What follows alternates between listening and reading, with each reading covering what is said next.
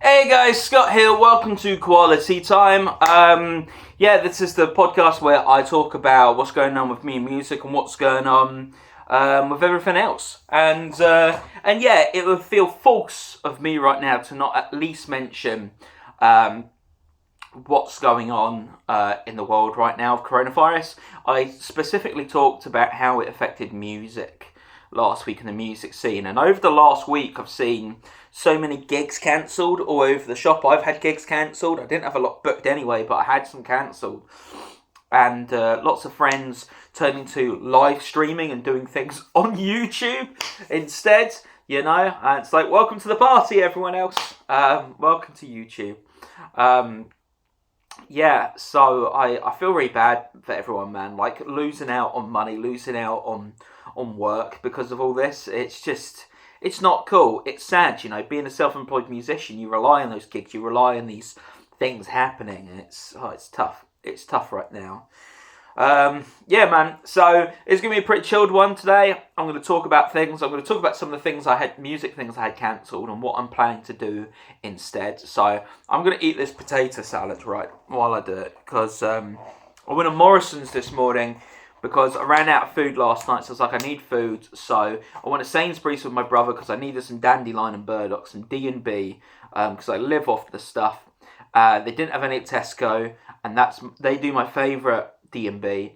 So we went to Sainsbury's, got a few bottles there. Then we went to Morrison's because most of the food was gone at Sainsbury's. And at Morrison's, surprisingly, quite a lot of food still there. Got a couple of pizzas and burgers and things. And the salad bar was fully stocked. So I thought, why not? Let's cheekily do it. Right, the last time I had a salad from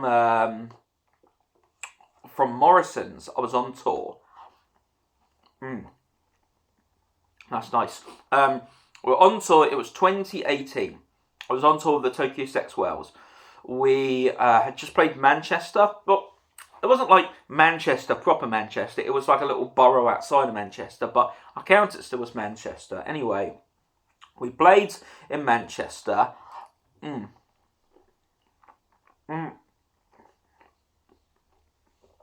was a nice potato. We played in Manchester, and then we needed somewhere to stay, and so we got an Airbnb. But the nearest one to Manchester was in Halifax. I know, right? If you know the north of England well, you're like, that's quite a distance.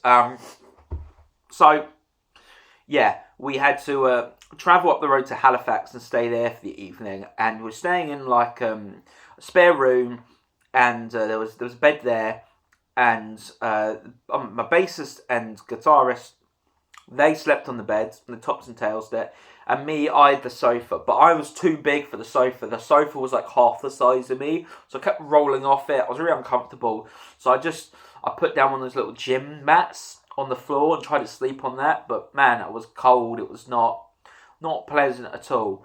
I'm a real I need my beauty sleep, I'm really bad at adapting to a new bed, even a really comfy new bed. I still find difficult. It takes me a few nights to adjust to a new bed. Are you like that at all? Am I just weird? Like, comment below and let me know if it takes you a while to adjust to a new bed, because yeah, man, it's weird. Cheese and bacon pasta, very nice. So we stayed there, and then we drove up to Newcastle the following day. And that was an experience. I remember when I was a bit younger, when I was in my very, very early 20s, fantasizing about doing these indie tours, because I knew lots of bands that went around and did it, and they travelled around the country in their vans, and they slept on floors, and they played in small venues to pack crowds, and had a great time, and broke even at the end. There wasn't a lot of money in it, but you had a great time, you built up your bands, and you feel like you're doing it as a job for a while, even though you're not getting paid a lot, And when we started to do it ourselves, then you just realise, actually, lots of things go wrong on the roads, and oh my word, so many things have gone wrong on the road for me. First tour I did, first indie music tour that I did was back in 2015. And in 2015, we played 10 nights in a row. We did Southampton, Chelmsford, Ipswich, Reading, Burnley, Manchester, Fleet, and then we did Addlestone, Winchester, Camden. 10 nights in a row, pretty intense. We were all really worn out. In fact, the gig in Fleet was pretty much a write-off. We were so exhausted from the drive down from Manchester that we barely functioned. There was just such a lack of energy. That was a really fun one, but I did something really stupid very early on the tour. So early on in the tour, we were heading to Chelmsford. Southampton's right next to Winchester, if you don't know, and so we stayed at home that night, and then we travelled up to play Chelmsford. But while we were packing the car, I used to live down this very tiny back road in Winchester behind the Wetherspoons. And there was a UPS van coming up and was beeping us on needs to get by. And so I felt that we had the whole car packed, so I jumped in the driver's seat and boom, we shot off to Chelmsford. We get to Chelmsford and we're unpacking the car and I'm like, there's something missing. And then suddenly my face fills with horror. It's like, I left my acoustic guitar! I left my acoustic guitar! Oh no! How on earth could I do this? How on earth could I be so stupid to leave the instrument that the whole sound of the band is based after? Thankfully, my lead guitarist at the time, Tim, he was playing acoustic on a couple of songs the following nights because we were doing a blend of acoustic shows and electric shows. And so he's like, right, just use my acoustic tonight. So I had to completely change the strings on the guitar, detune it, do all my stuff to it because I tuned my guitar down to D. I've been doing it since I was about, 14, 15, just because I was really into Neil Young at the time and a lot of his songs were tuned down to D, so I tuned my guitar down to D to play his songs. And then I just never changed it back. I just prefer it that way. So when I'm playing in a band and people are trying to copy what I'm doing, it makes it very frustrating for them. Anywho, this is very nice. This was a good idea.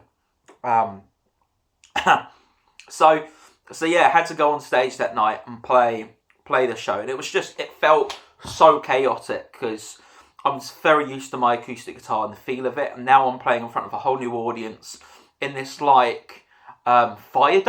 We were playing at this place in Chelmsford in Essex called Asylum. It's closed now. It was a really cool little venue, and you're playing in a viaduct. It was really, really quirky, and we played the gig, and it was really fun in the end. But my word, did I panic because I felt, did I leave my guitar on the street? Did I leave it at the bassist's house? Where did I leave it? Thankfully, a friend who was at my house at the time, because I lived with his girlfriend, he was like, mate, don't worry, the guitar's still in your room. And I felt like such, that was not one of my proudest moments that day. That's for sure. That tour was full of funny moments because, it was just, everyone didn't really know each other that well when we started. I knew everyone there, but they didn't know each other very well. And so, we were getting to know each other over breakfast every morning before we drove off to some other random location. That was funny, man. That was funny. What other tour stories do I have? I didn't plan to talk about tour stories, but I'm kind of enjoying reminiscing while I eat potato salad. That cheesy one's probably my favourite. 2016. I went on tour in 2016. A guy called Dan, and different to the previous year because I didn't have a band with me this time. So we were like, right, we're yeah, we're just going to do 2 acoustic acts travelling around. So he booked all the shows, I did all the driving, and yeah, all the money we made pretty much went back into petrol in the car. That was a quirky one. So let me just recall. So we did Swindon, Southampton, Crawley, Winchester, Hackney, Leeds, Bristol. Then we had a day off. We were going to play Swansea, but we had to cancel it. So we played Bristol, had a day off, and then we played Birmingham, then Nottingham, then we came back down and we played Portsmouth, and then we travelled up and we played Lutterworth, which I believe was apparently near Leicester. Never played Leicester, actually. We played Lutterworth, and then the final show was in Bath. And yeah, so after we played Hackney, the day we played Hackney was in 2016, and it was Eurovision was on that day. So it was like no one there to watch us because everyone was at home watching Eurovision. Oh dear. That's so good. Yeah, so our sets kept getting pushed later and later because the owner of the venue believed, people will show up a bit later. You know, people always come out a bit later. So a bit later on, people will show up to watch. It'll be fine. And so our sets got pushed later and later, and we were supposed to be staying in Elephant and Castle with Dan's uncle, I believe it was. Was it an uncle? I'm going to say it's an uncle. We were supposed to stay with his uncle, but his uncle was on special medication at the time. So he had to go to sleep at a certain time in the evening, and his uncle was doing us a favour. Dan didn't want to stress him out by saying we're going to be 2 hours late. So we were like, what do we do? Where do we stay? One of the other acts, Tim, he offered us to come stay at his place, I think down in Richmond, which meant going south a bit and then coming back up north again. You know, and we had to play in Leeds the following day. So it's going to be a long journey. So we thought, if we travel down again, it's not going to work out. It's too much driving, not enough time. So we know where to stay, really, and we needed to be in Leeds the next day. So we were like, what do we do? And so we were like, screw it, man. Should we just drive to Leeds tonight and then just rock up on an A road and find somewhere to sleep? You know, I'm sure that will be okay. Because unlike the previous year, where I had a full-time job and I had spare money knocking around, and we could just stay in travel lodges. This year, we were roughing it a bit more. And there were a few nights where he was like, we're probably going to have to sleep in the car 1 or 2 nights. Oh, crikey. Crikey. Sorry.